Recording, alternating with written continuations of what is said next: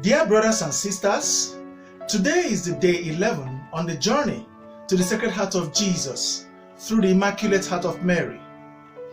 And the reading, as usual, is from my Imitation of Christ, Book 1, Chapter 25.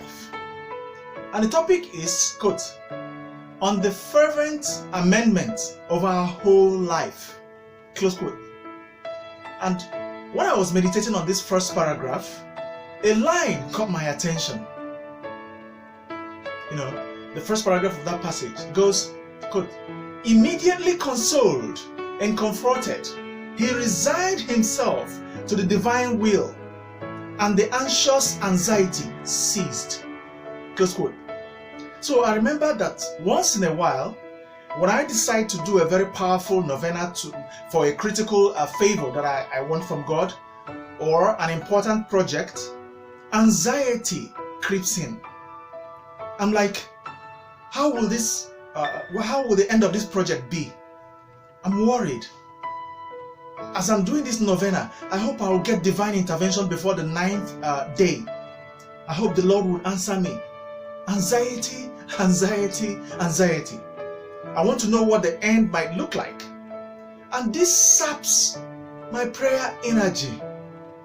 Fearful thoughts secretly creep in.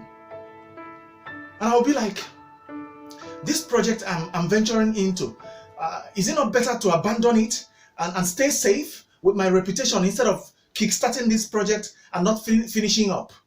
And such would have been more disgraceful for me. I'm worried. Will I succeed in the project? Or maybe before my wedding, I was like, this marriage vocation that God gave me, who knows what is in stock for me? Will I make a good husband? Will I succeed in marriage? Oh Lord, I'm afraid. Now, I want to share my life with a woman, and I may no longer have everything my own way. Will I cope well in this journey of marriage? What does the future have in stock for me? Or even when I started my first 33-day consecration to the Immaculate Heart of Mary in 1996, then I was like, hi, will I be able to live this consecrated life? Will I succeed? Will I fail?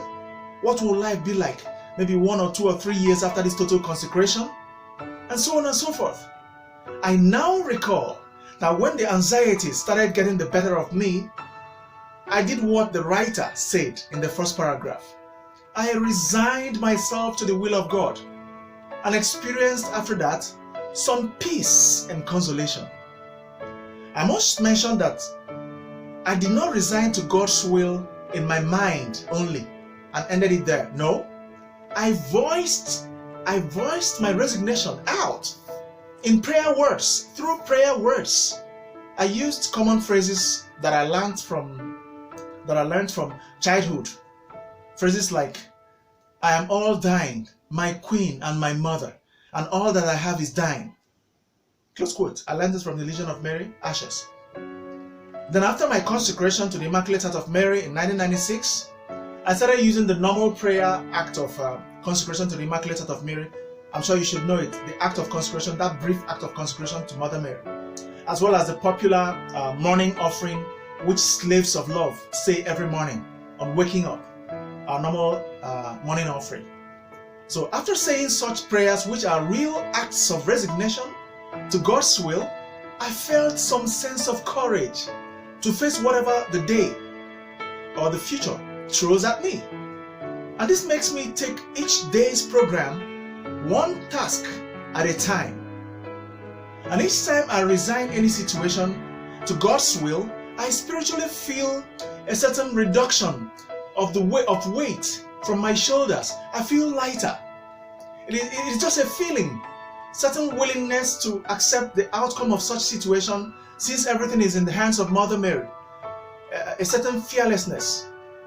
And I don't know about you, but my experience in that is that in my past undertakings, most of the things I feared that would happen or might happen never come to pass at the end of the day. So I feared and worried for nothing.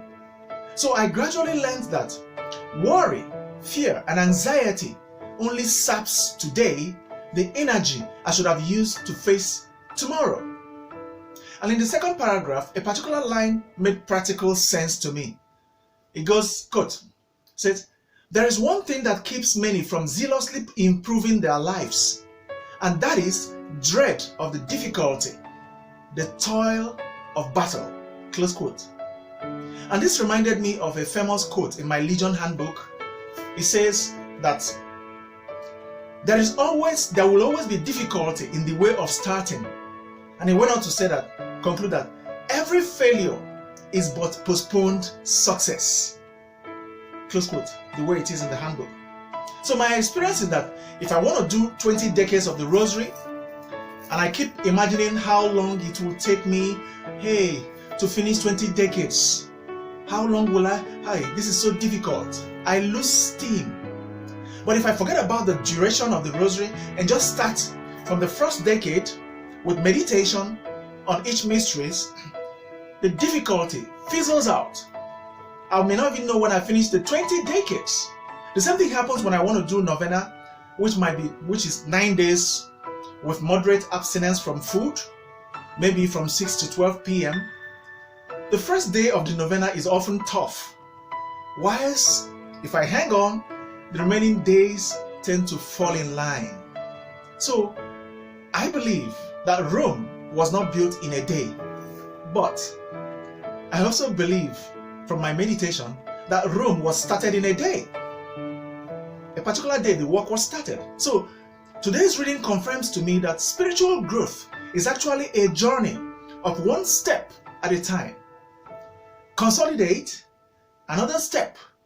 Consolidate and make another step. It's not a whole bulk.